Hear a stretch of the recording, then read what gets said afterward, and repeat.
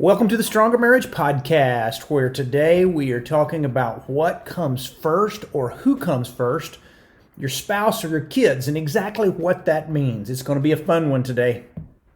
Welcome to the Stronger Marriage Podcast with Trey and Lee.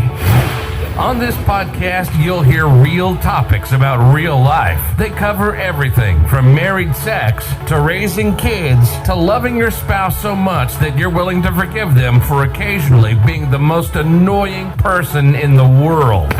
Trey and Lee have raised 4 boys, been married over 30 years, and somehow still really like each other. And now, live from the metropolis of Childress, Texas, a place so flat you can watch your dog run away for 3 days. Here are your hosts for the Stronger Marriage Podcast, Trey and Lee Morgan. Hello, everybody. Welcome to the Stronger Marriage Podcast. We are honored that you are with us tonight. We are. Tonight, we are doing this podcast episode by candlelight. Yeah, it's not about romance or romantic or... This is the first time we've done a candlelight podcast. That's now, right. You're probably wondering, what in the world? We're without electricity. It went out about an hour and a half ago, and I think a lot of the state of Texas is without, and we just decided, what a great time to do a podcast. We've got some battery on a laptop. Let's record a podcast when the electricity comes back on. Then we can upload it. So we're going to be doing this in the dark by candlelight, and this is kind of fun. Yeah. This is one we should have tonight had kind of some romance involved. Yeah. This isn't a romantic topic, but it's a fun topic. It's not a romantic topic. topic. We'll get to it in just a sec. First, let us give a shout out to all those folks who came to Searcy, Arkansas for our brand new workshop we did. First ever 30 Ways to Bless Your Marriage and Family workshop. It was a lot of fun. We had a huge crowd.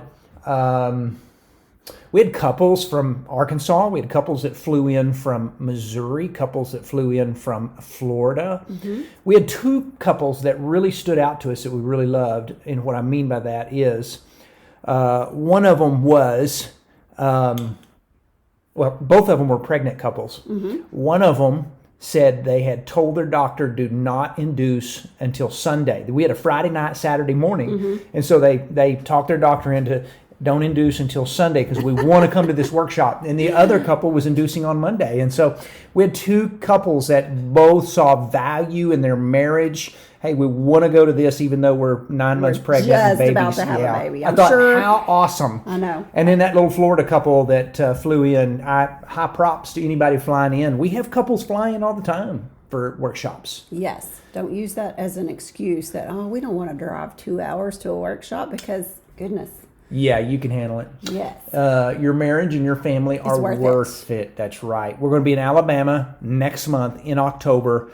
Hey, Alabama people, come on. If you live in the vicinity, come on. Probably close to some Eastern Texas people. Yeah, it would be a pretty good drive, but it would be... I'm trying to think Mississippi borders, and so does Georgia. Okay. I don't know my geography well enough. But to the area that we're going to be in. Yep. Okay. Birmingham area in Hoover, Alabama. So it'll be cool. We're going to try and dress appropriately because we're going to be there on a game day of the Alabama Crimson Tide. The last time we went, we were the only people not wearing red. It's pretty crazy. You folks who love that college football, it's pretty amazing. Right. All right, so I'm going to ask you, Miss Morgan. Okay. Who comes first? We get this question all the time. It's a huge debate. Mm-hmm. I mean, we have people that go, my kids come first. Mm-hmm. I don't care no matter what. We have people going, no, it is the spouse that comes first. I don't care what you say. And so we're going to talk a little bit about why that's even a debate tonight. So who comes first, spouse or children? Well, actually, I think that's a trick question, right? It is. It's a trick question because we believe that God should actually come first. So God comes first. Matthew 10:37 tells us, anyone who loves their father or mother more than me is not worthy of me. Anyone who loves their son or daughter more than me is not worthy of me. And that's, ouch. It's kind of a hard thing. But it's a hard thing. The point that Jesus is first. trying to say is, hey, God comes first, and we're good with that. We see it repeatedly in the Bible that we should love God with all our heart, soul, mind, and strength, that he should be our first priority. And when everything else fails, he's there. Our spouses should come second to God and only God. That's right. But when we put God first, everything else falls into place. That True. just makes sense. When you put God first, then your priorities just seem to fall in order like they should. So we get people mad sometimes because people are going, hey, I put my kids first. People say I put my marriage first. So let's talk about this, and let's have some precursors here, some pre-intro stuff. We don't want you turning this off going, man, I don't agree with that. We're turning this, listen to something we're going to say. Yeah, we're going to tell you what we think. And then some of you may just automatically, put that wall up and go, I'm not even going to listen to this. But we want you to hear us out. And why we believe this. And we feel like what we say is going to make sense and that you'll at least agree with most of it. Yep. By the time we're done. And if you still don't agree with it, we love you anyway. That's right. We can still be friends and disagree. That's exactly right. That's not. We're not like everybody else in this world that says if you don't agree with us, we're cutting you off. We're not going to be offended. We're not going to be offended. Our rules on social media always are: as long as you're not mean, unkind, or rude or ugly, you can disagree with us all you want. So yeah, we're okay with that completely. So before we get to the point that we want to make of what it means to put your spouse first, let's cover what that doesn't mean. Okay, so putting your spouse first, and obviously we've just told you that we feel like you should put your spouse first. Putting your spouse first does not mean that you love your husband more than your children. The love for a spouse and the love for a child are different. There's enough room in our hearts for loving our spouse and our kids. There's plenty of room. Yeah. And putting your spouse first does not even mean that your kids get less time. Nobody is saying neglect your children. That's not it at all. You can still prioritize your marriage while most of your time is spent taking care of kids. We totally understand that. Yeah, it's all about, it's that word priority Yeah. there. So when we're talking about what comes first, neither of those two things should be neglected in any form or fashion. Exactly. So lastly, putting your spouse first does not mean neglecting your child, like you said, or allowing abuse of any kind. There's just no room for neglect or abuse in a marriage or in a family. You do not blindly follow your spouse simply because they are your spouse. Needs are still met. Everyone's needs are still met. Kids are always taken care of, snuggled, comforted, and loved. Yeah, we don't say, sorry kids, no food tonight. We're going to feed our wife or our husband. That's right. That's not the point here.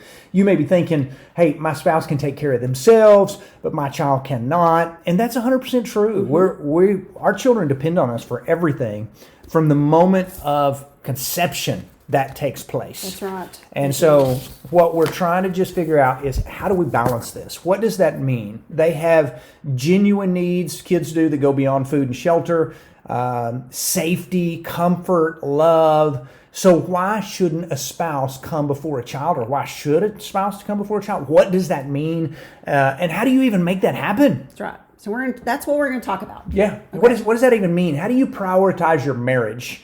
And I actually think, if I can throw this out there, that I actually think everyone does a good job taking care of kids. I really do. I think everyone puts priority on their kids, and that's not an issue. The problem is a lot of couples neglect their marriage while taking care of their kids. And the goal is not to neglect either of those things. That's right. They move their marriage to the back burner, and they go, we're just going to focus on the kids. Their marriage gets neglected. And one of the best things you can give your kids is a healthy, strong marriage. And so you want to provide that good relationship, that valued relationship that your kids can see, because they need that. That's right. And so it's about not neglecting your marriage while you're raising your kids. Yeah, and we firmly believe that you can do both. You Absolutely. You can prioritize your marriage, and you can take care of all of the kids' needs as well. When you put your kids above your spouse, and let me rephrase this: when you neglect your marriage and focus all your attention on your children, it'll weigh on your marriage. And when we say that your spouse should come before your child, we're not saying your child's needs go unmet. We're not saying neglect your children. We're not saying put papers down in the bathroom and throw some food in there and tell the kids you'll be back on Monday. Nobody's saying that. No. There are going to be specific seasons when a child comes first and takes most of your time. When they're little. When they're infants. Oh my goodness, they require everything. They do. When your kids are sick, again, they become the priority. There are times when they are the priority. But you still have the mindset that my marriage is important and, we're going to do what it takes to still have a healthy marriage, even though we're having to put a lot of time and energy into the kids during this season. If you're holding hands with your spouse while raising your kids, if you're dating while raising your kids, if you're being affectionate while raising your kids, if you're keeping your marriage on the front burner while raising your kids, you're going to do all of that when they're gone. Mm-hmm. But if you put that on the back burner and go, we'll get back to marriage when the kids are gone, then it's very possible that you'll have empty nest and a very, very empty marriage. Yes. Yeah. You gotta keep, the romance alive. You've got to keep the friendship alive. You've got to have, keep those common interests going so that you still have something when the kids are gone. If all of your activities revolve around doing what the kids are involved in, then all of a sudden when that's gone, you've either got to figure out now what do we do, or hopefully you've kept some things in place that that you just pick right up where you left off. That is true. That is true. And what does it mean to put your spouse first? It means that you save a little bit of yourself and your energy each day for your spouse. Mm-hmm. That you don't drop in bed every night exhausted. That you don't give yourself away going 100 miles an hour to get your kids to every sporting event, that when they're in bed and you finally have time for your spouse, you have no energy for them. That's absolutely right. So somebody said that a practical way that their mother prioritized their dad was at mealtime. Dad was the first one who would be served. Did this mean that the kids got less food? No, absolutely not. There was always enough food to go around, but the small behavior of the wife saying, you fill your plate first, was just a way for her to show love and service to her husband. And, just to say, kids, your dad is important to me. And so just little things. You could turn that around. Mom's had a hard day at work. Mm-hmm. Dad's got supper fixed. We're gonna let mom go through. We're gonna let mom fill her plate first tonight. Absolutely. Yeah. And so that's a very common thing. Loving your kids is like going to school. You don't have a lot of choice. You just have to, because they're your kids. It's going to school. I have to go to school. I have to love my kids. Loving your spouse is like going to college, which means it's really up to you to show up and participate and get your stuff done. That's a pretty interesting analogy. It really is. So let's go through a few little points on ways that we can put our spouse first. Okay. So, and we just want to say that some of this list is going to sound like it's a little bit geared toward women, but we're trying to make it gender neutral. So, just bear with us if you think that's something may sound a little old fashioned or whatever. We try not to be old fashioned. We understand we're very traditional, but at the same time, we don't think moms should be barefoot. I think the reason that the list is geared more towards women is probably because, honestly, women have a harder time with this. They are more inclined to put their kids first than maybe men are. And so I think that's just kind of where that comes from.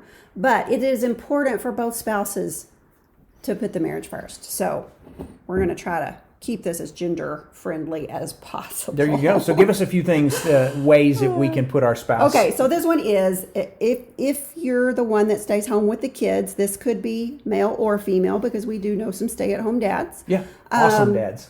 Use nap time as me time. So once the kids go to bed, you can spend time with your spouse in the evenings, okay? So So me time could look like, whatever you want me time to look like. If that's the time that you need to catch up on chores around the house, if you need to throw a load of laundry in, if you need to start planning supper, load the dishwasher, whatever it is. It could also be, reading. You just want to sit down and read a good book. It may be, I'm going to watch my favorite show during this time while they're asleep. You may want to take a nap yourself.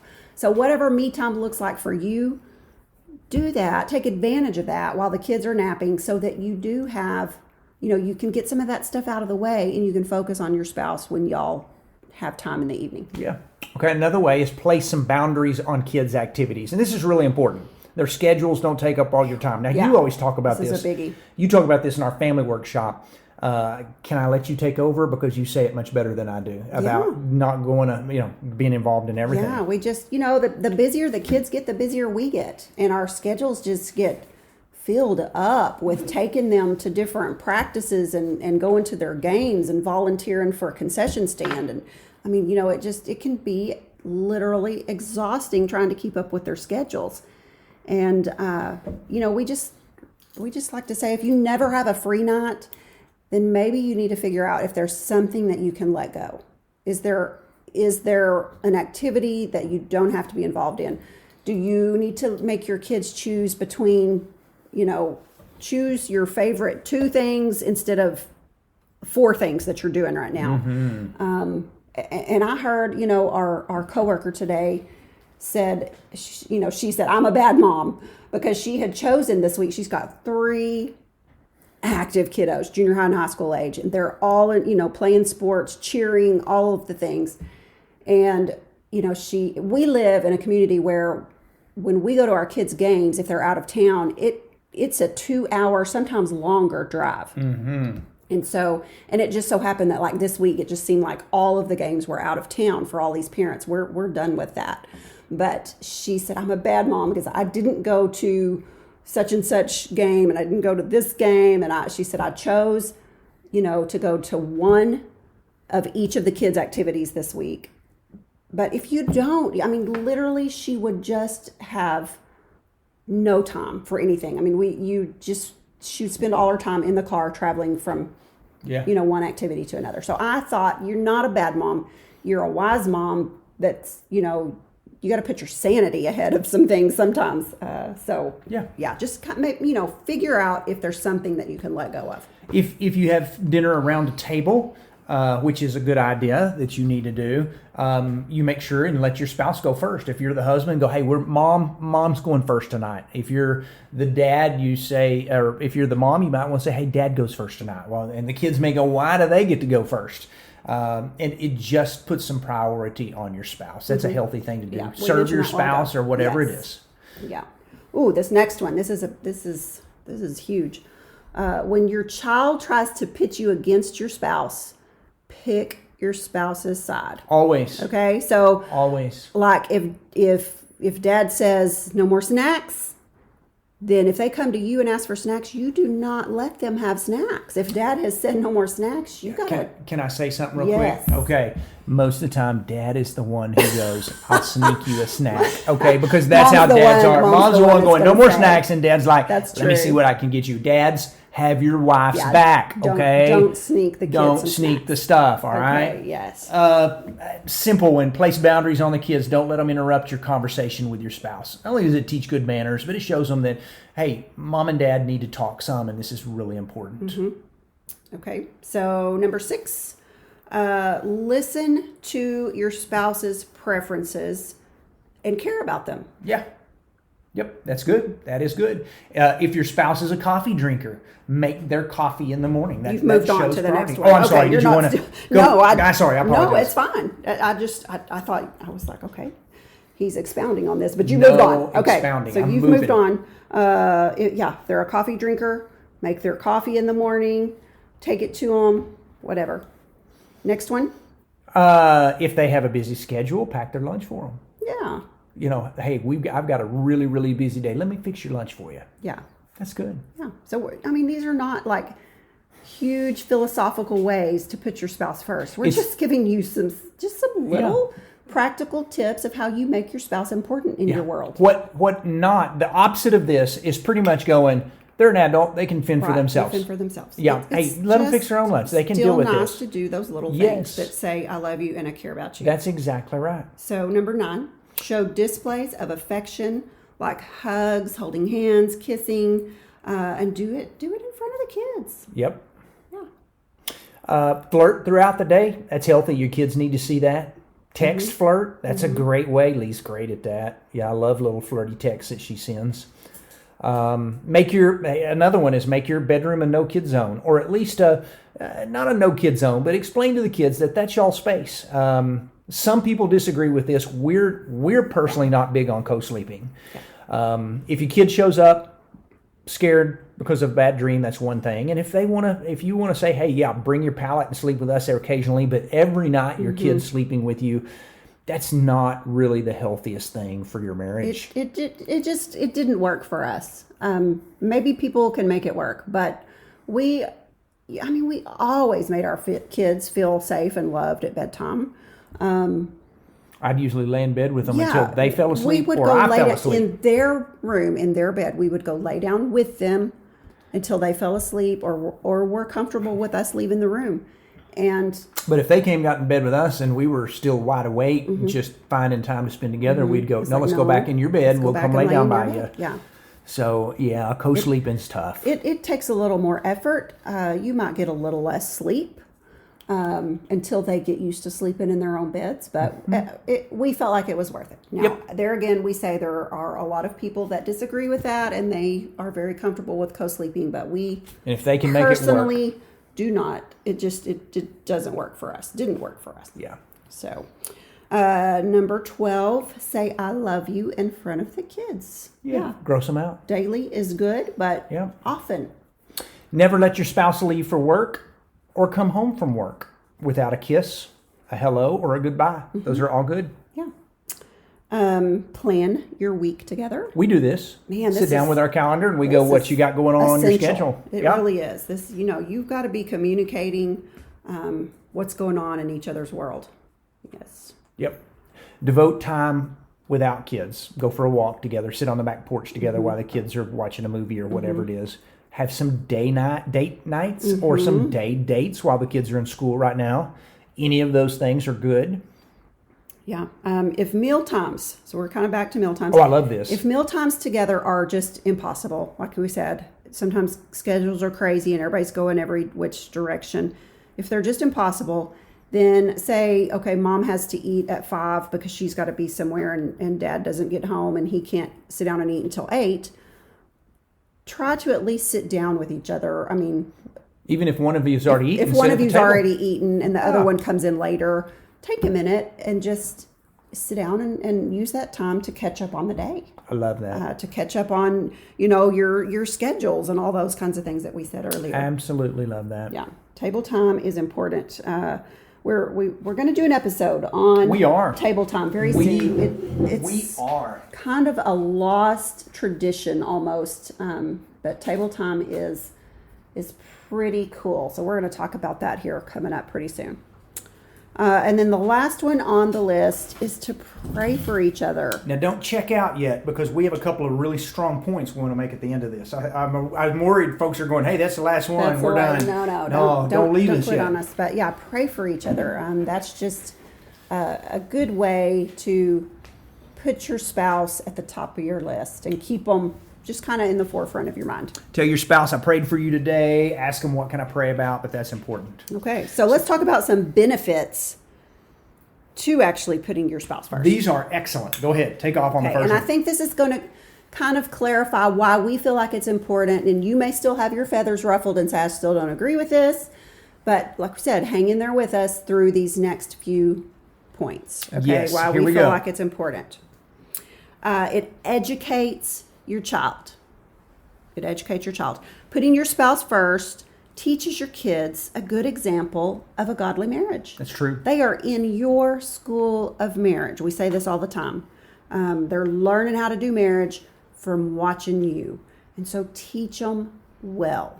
Teach them well. Yeah, they need to know that. They're learning. And when when they get out of the house someday, they're going to look back and go, well, I don't really know how to do marriage, but I know how to raise kids. You've got to show them marriage. They need to see that. Yeah. That is important. It also ensures your kids, it ensures that they know that they're not the center of the universe, because some kids think they are. Yeah. When you put your kids first, it's pretty common that they become pretty selfish kids. They become people who just think everything should be given to me, The world or the world revolves around owes me. Yes. Entitlement When kids come first. And so it's good for kids. I know I grew up in a home where I never thought either of my parents put kids first. I had no doubt. My dad said, hey, my marriage is first. My mom said, no, it's marriage first before the kid. Didn't mean they didn't love us. You felt loved and Absolutely. cared for and secure. But they showed me because what you marriage saw was. that they loved each other. And it also gave me some security. Yes, Absolutely. I felt some security in knowing, hey, my family's going to be together. I think it's interesting that the number one fear for kids today, elementary school kids, is something happening to their family, because they see it all the time. The kid sitting next to him goes, my dad left this weekend, or I haven't seen my mom in a year, whatever it is. And when they see mom and dad being married and showing love to one another, it gives them a sense of security. It is healthy for kids. It absolutely is. So the next reason why we feel like it's important to put your spouse first, a benefit of it, is that it fosters a happy marriage. Prioritizing your spouse cultivates your relationship. It just does. You make sure that you've still got time to talk and have time to, date and keep things alive between you, so that things are still good when the kids leave. One day your children are going to leave the house. They have to do that eventually. But your spouse is till death do us part. For many of you, your spouse came first. And they're going to be there after the kids leave. And so now we have to say that a lot of people that don't agree with the philosophy of spouse comes first have come from a failed marriage. Yes. Already. And we can understand this. Yes. We understand this because some people, they go, I have a husband or a wife that has not been faithful to me, and the only people that's been faithful to me in my life have been my kids, and so I will put them first. And we totally get that. We do. Yes. But your kids have got to see a healthy marriage. Yeah. So we understand where that attitude comes from for a lot of people. But hopefully, you've got a marriage that lasts a lifetime. That's another benefit. If you put your spouse first, your marriage is going to last. Yeah. A marriage lasts a lifetime does not wait for kids to leave home. If you want to build a good marriage, it needs to be happening when your kids are still at home. It is cultivated from the very beginning, not saying, well, let's wait till the kids are gone and then we'll focus on our marriage. Yeah. The time that you invest in your marriage while the kids are home will be reaped after they leave the nest. Ooh, that's good. So. That's good. Yeah. Give us one more reason. Put that time in there. It glorifies God when that's another benefit of putting your spouse first. It glorifies God. Any chance we get to lay down our life for another is an opportunity to glorify and honor God. And marriage is the perfect opportunity to do this. Marriages should be selfless and not selfish. Yeah. We shouldn't always be thinking about what I need, what I want, but what can I do for my spouse? Yes. So don't back burner your marriage while you raise your kids. Don't neglect your marriage while you raise your kids. Now, we've mentioned this before, but this is a great place to throw this out as we close. There is a spike in the divorce rate at about 22 to 25 years of marriage. And a lot of times, for a long time, they tried to figure out why the spike there. Somebody's been married 20 plus years. Why all of a sudden is there a little peak in the divorce rate? And we have found out that is when kids leave home. It's empty nest. It's a couple who have put all their energy into raising their kids. They have not put any effort into their marriage, and the kids leave home and they look at each other across the table and go, I don't even know who you are. Mm-hmm. I don't have a relationship with you outside of kids. Mm-hmm. And so don't be that couple. Don't be the couple who waits to start on their marriage when the kids leave home. Putting your marriage first will bless your marriage and your kids. It really will. Yep. And putting your kids first can hurt your marriage. And it can hurt your kids. It can make them selfish. And so our point simply is this is not about neglecting anybody. This is all about saying we are going to put all of our energy and time on both marriage and kids. Absolutely. Yeah. And it can be done. It can be done. Yep. Neither one have to suffer. And we talk, boy, it's just a hot topic. We get this all the time. And so this was a really good opportunity for us to sit down and talk a little bit about why we think marriage is important while you're raising your kids. Maybe that's how we should have said that. Marriage is important while you're raising your kids. Don't put it on the back burner. This was fun. Good stuff. It's still candlelight. We still have no electricity. We've been out now for about 2 hours, so we'll see how long this lasts. It's getting a little warm in here. It is. We're going to open some doors and windows, and don't know what direction we're going next, but we'll figure out something. Next week, we're going to be on a little getaway, so we will see you in 2 weeks. Trey and Lee are going to be gone next week. It is us time. We're excited. So no podcast next week. Bye, guys.